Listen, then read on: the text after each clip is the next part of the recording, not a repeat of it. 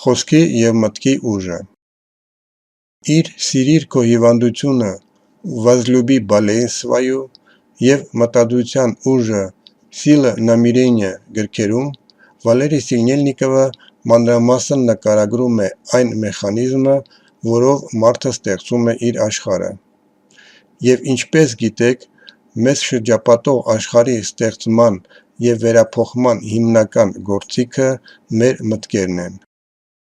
Ավելին, դրական ստեղծագործական մտքերը ստեղծում են բարենպաստ իրավիճակներ մեր կյանքում, իսկ բացասական կործանարար մտքերը՝ հիվանդություններ և տառապանքներ։ Ուսումնասիրելով, թե ինչպես են մեր մտքերն ու խոսքերը ազդում մեր հետ կատարվածի վրա,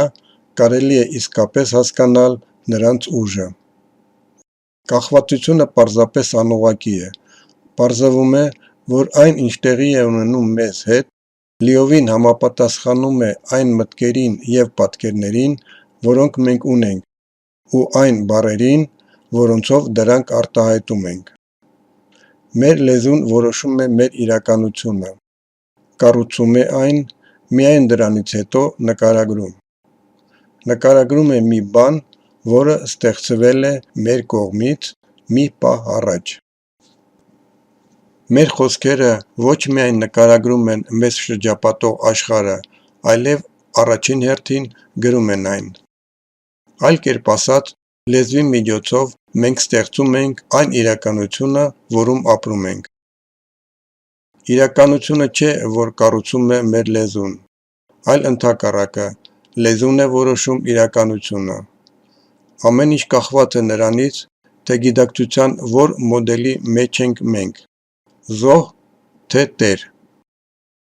Այսինքն նյութը մեզ տրվում է ամենաբարձրյալի կողմից զգացումներով, բայց նյութը ակտիվորեն վերածնվում է մեր կողմից։ Տիեզերքի ամենաաներևակայելի և խորհրդավոր քաոսից մենք բառի նման գործիքի միջոցով կարևորում և կառուցում ենք մեր իրականությունը։ Եվ ինչպես կռահեցիք, յուրաքանչյուրը ունի իր պատկերը։ Ոչ լավ, ոչ վատ, այլ պարզապես սեփական։ Սա մեր և ձեր աշխարհն է, և ժամանակն է պատասխանատվություն ստանձնել ձեր մտքերի և խոսքերի համար, ձեր հավատքի համար։ Եթե դուք դա չանեք, ապա ուրիշները դա կանեն ձեր փոխարեն։ Միայն դրանից հետո մի դժգոհեք, եթե ինչ-որ բան այնպես չի լինի, ինչպես ցանկանում եք։ Ի վերջո, այլ մարդիկ կարող է պարզապես չգիտեն, թե ինչ եք ուզում դուք։ Կամ միգուցե ցանկություն ունեն կառավարել կամ գուցե ոչնչացնել ձեզ ձեր իսկ օգնությամբ։ Վերը նշվածը լիովին համապատասխանում են մարդկային գիտակցության նոր մոդելին և արտացոլման օրենքին։ Եթե այն, ինչ տեղի է ունենում իմ կյանքում, լիովին համապատասխանում է այն ամենին, ինչ ես մտածում և ինչ ասում եմ, ապա իմ մտքերի և խոսքերի փոփոխությամբ իմ կյանքը և ինձ շրջապատող աշխարհը նույնպես կփոխվեն։ Բերեմ մի քանի օրինակ։ Ոչ վաղ անցյալում Լոնդոնի մետրոյի դռների վրա «Ելք չկա» գրությամբ ցուցանակները սոցիոլոգների առաջարկությամբ փոխարինել են «Ելքը կողքում է» ցուցանակներով։ Լոնդոնում ինքնասպանությունների թիվը նվազեց։ Իսկ Մոսկվայի մետրոյում որոշ կայարաններում կախված է մի մեծ պաստառ, որի վրա համազգեստով մի գեղեցիկ աղջիկ ցույց է տալիս ելքը, իսկ ներքևում փայլում է «Ելք կա» մակագրությունը։ Մի դեպք Վալերի Սինելնիկովի պրակտիկայից։ Վալերի Վլադիմիրովիչ, դիմում է բժշկին երիտասարդ կինը, օգնեք ինձ լուծել մաշկային խնդիրները։ Ռուսերեն լեզվով մաշկի խնդիր արտահայտությունը հնչում է շկուրնի վապրոսի, իսկ միտքը թարգմանվում է անձնական հարցեր։ Իսկ ինչ խնդիրներ ունեք, հարցնում է Սինելնիկովը։ Ես նրանից մի քանիսն ունեմ, պատասխանում է նա։ Իմ առաջին մաշկային խնդիրը շկուրնի վապրոս,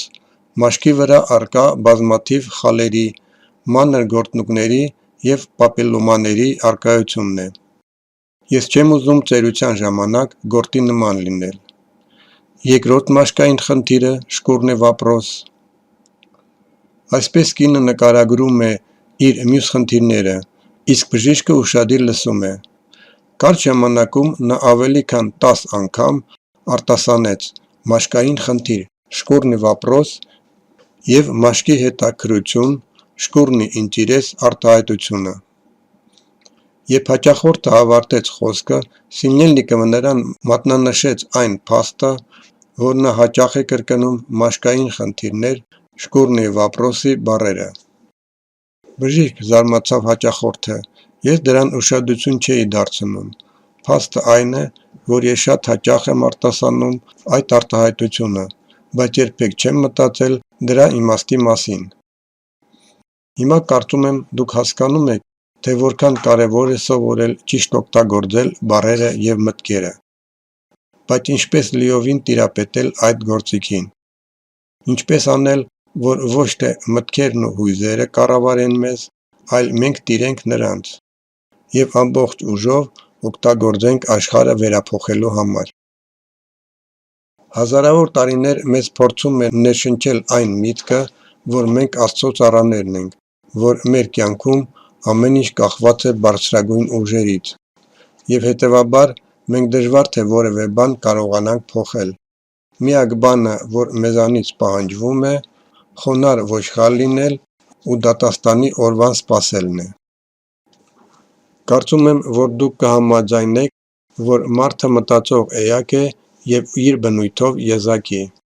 և նա ծնվել է Արարչի կողմից, իր պատկերով և նմանությամբ։ Մարդն իր բնույթով արարիչ է, ստեղծագործ,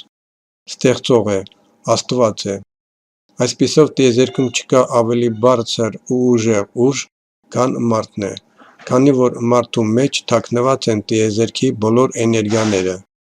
Նա ղեկավարում է ամեն ինչ, այդ թվում իր ճակատագիրը, վերահսկում է մտքի, զգացումների, գործողությունների միջոցով։ Ընդ որում, բոլոր մարդիկ օգտվում են դրանից դարեր ի վեր, բայց ոչ բոլորը գիտեն դրա մասին։ Մենք ոչ թե պասիվ ընկալում ենք, այլ ակտիվորեն ստեղծագործում ենք։ Յուրաքանչյուր մարդ արարիչ է ի ծնե և այդպիսին մնում է մինչև իր օրերի ավարտը։ Ընդ որում, անկախ նրանից նա գիտի այդ մասին, թե ոչ։ Եվ մեր խնդիրն է բացահայտել այս զարմանալի և աստվածային մեխանիզմը, աշխարհի ստեղծման մեխանիզմը և սովորենք կառավարել այն։ Իսկ դրա համար անհրաժեշտ է խորասուզվել լեզվի խորքային ենթագիտակցական կառույցների մեջ և փոխել հին ծրագրերը, որոնք հիվանդություն և տառապանք են ստեղծում։ Դա կարելի է անել սուզվելով ենթագիտակցական ծրագրման մեջ, որը նկարագրված է Սինելնիկովի «Ստիր քո հիվանդությունը» գրքում։ Իսկ այստեղ մենք կուսումնասիրենք մեր մտքերի հետ աշխատելու մի քանի հնարավորություններ։ Մենք շատ ենք ասել, որ հնարավոր է փոխել մարդու ճակատագիրը, միայն այն դեպքում, եթե մարդը ինքը դառնում է իր ճակատագրի տերը։ Իսկ դրա համար նա առաջին հերթին պետք է պատասխանատվություն ստանձնի իր մտքերի համար։ Միտքը տիեզերքի զարմանալի և անսովոր էներգիա է, որը առաջանում է մարդուց։ Լույսի սկզբնական ձևերից մեկը, որը անտեսանելի է սովորական աչքերի համար։ Նրա համար չկան այնպիսի հասկացություններ, ինչպիսիք են արագությունը և հեռավորությունը։ Այն համապարփակ է, համատարած է և ամենակարող։ Խոսքը հնչեցված միտք է, գործը նյութականացված միտք է։ Երկրի վրա բոլոր կենդանի էակները կարող են զգալ, ճառագայթել իրենց սեփական լույսը, բայց իմաստալից խոսքի պարգևը երկրի վրա միայն մարդն ունի։ Ցանկացած միտք, խոսք և գործ գրվում է կյանքի հավերժական գրքում, խղճի անսահման տարածության վրա։ Դուք կարողանաք ձեր ենթագիտակցության մեջ հայտնաբերել բացասական ծրագրեր, հայտնաբերել որոշակի օրինաչափություններ և ստեղծել նոր ծրագրեր, որոնք կօգնեն ձեզ գտնել ձեր իրական ուղին։ Այս մեթոդի առավելությունը անկասկած է։ Դուք չեք հեռանում ձեզ շրջապատող աշխարհից, այլ ակտիվորեն մասնակցում եք կյանքի գործընթացին, զարգացնելով ձեր ուշադրությունն ու զգայունությունը։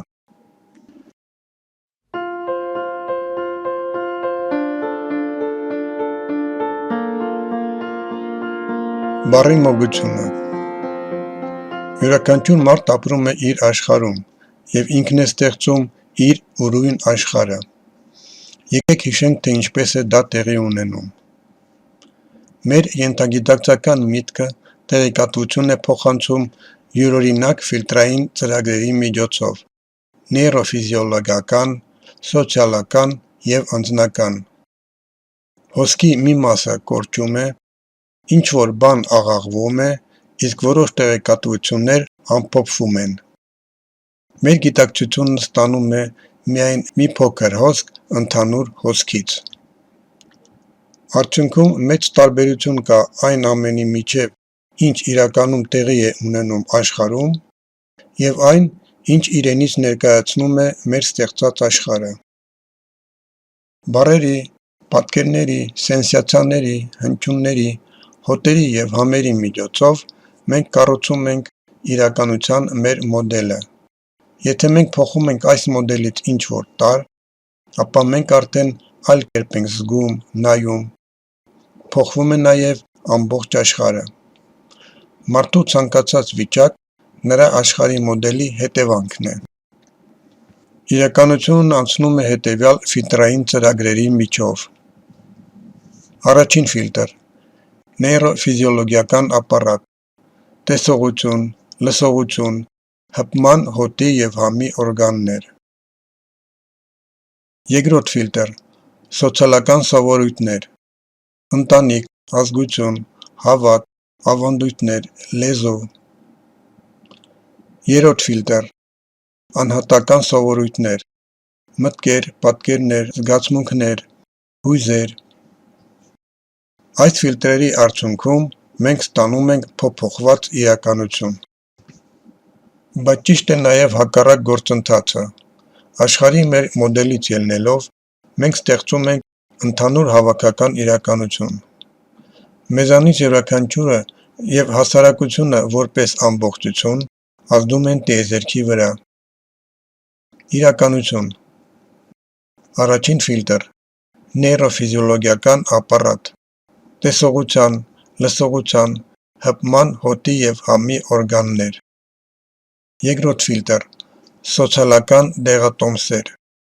ընտանիք, ազգություն, հավատ, ավանդույթներ, լեզու։ Երրորդ ֆիլտր՝ անհատական պահանջներ, մտքեր, պատկերներ, զգացումներ, հույզեր։ Եվ արդյունքում ստանում ենք փոփոխված իրականություն,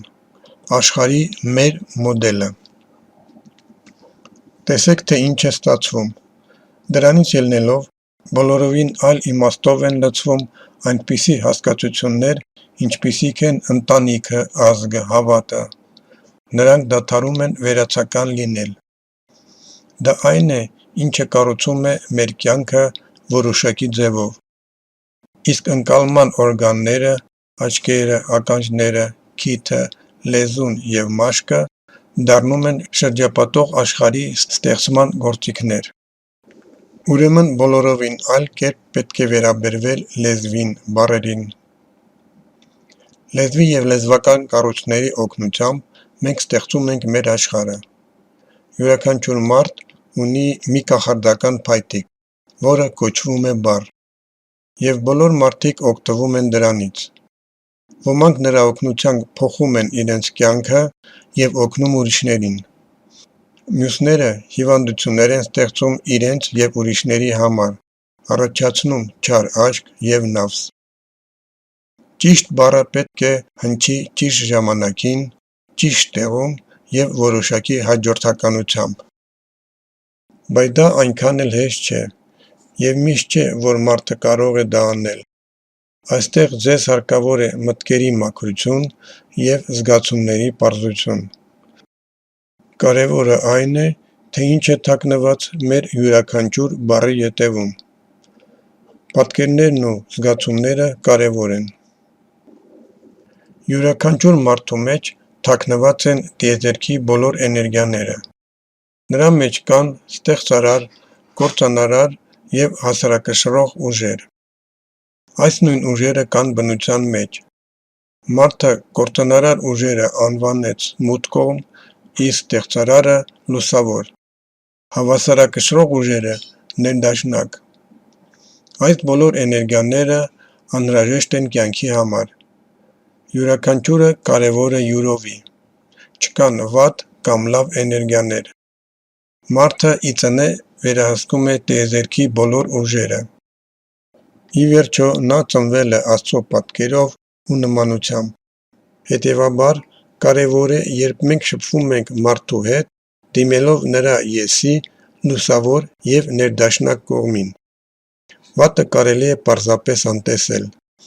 Այդ դեպքում կործանարար ուժերը կաշխատեն միայն ներդաշնակության և զարգացման համար։ Բայց մենք կարող ենք դա անել միայն այն դեպքում, եթե մենք ինքներս լինենք ներդաշնակ մարդիկ և մեր մտքերը լինեն պայծառ։